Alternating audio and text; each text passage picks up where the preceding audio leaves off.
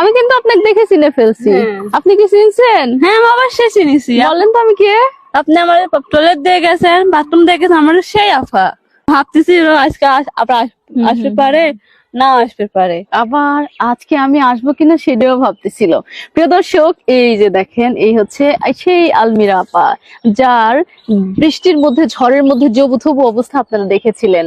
পুরো ঘরের চালা ছিদ্র, আকাশ থেকে ঝরঝর করে পানি পড়তেছিল, একটা টিউবওয়েল ছিল না, একটা পায়খানা ছিল না।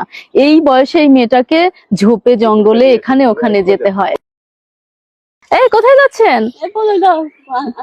বোতল নিয়ে আসবেন। আহা, কি করবেন বোতল দিয়ে? পাপড় টাপড় খায় তো বেটারা, আসে আরে বোতল কোরআন, হ্যাঁ খারাপ লাগে না? মানুষ খারাপ বলে না? খারাপ বলে এখন আমি কি করবো? আমার বেটা সারা পড়ে আছে, যার লাগেই লাগে। বাসায় থাকে না, ওই যায়, আমি যখন কিনে দিই। আমাদের বাসায় চলেন। আপনাদের বাসা যাবো? হ্যাঁ। আপনাদের বাসায় গেলে কি খাইতে দিবেন নে? যা আছে আমি তাই খাবি দেবো, শাক ভাজা, ভাত হোক, নুন ভাজা, ভাত গোসলি ভাত, আমি যা ভাবতে তাই দেবো। তো চলেন যাই।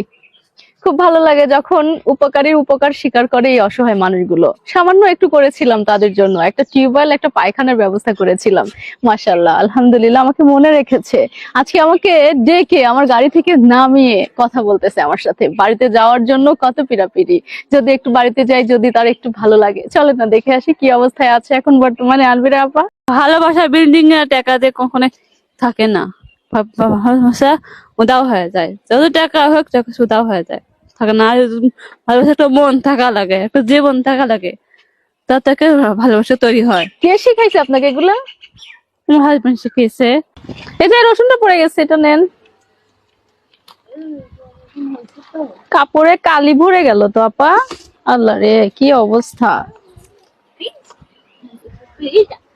খালি পড়েই যাচ্ছে। হ্যাঁ, আবার আসবো। আমি আসলে কি আপনার ভালো লাগে? হ্যাঁ খুব ভালো লাগে। উঠান ঝাড়ু দিচ্ছেন? ভাইজান কই? ভাইজান হলো কামে গেছে। ভাইজান কামে গেছে আর আপনি উঠান ঝাড়ু দিচ্ছেন? হ্যাঁ। আপনার তো অনেক উন্নতি হয়েছে দেখতেছি। হ্যাঁ হ্যাঁ হ্যাঁ। আর আগের মতো পাগলামি করেন না? না না।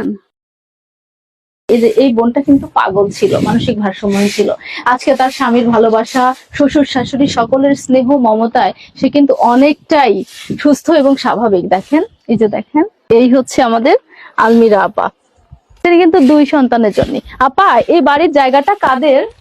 এলে খাসের জায়গা। খাসের জায়গায় আপনারা থাকেন? হ্যাঁ। আপনাদের নিজস্ব কোনো জায়গা না না? না।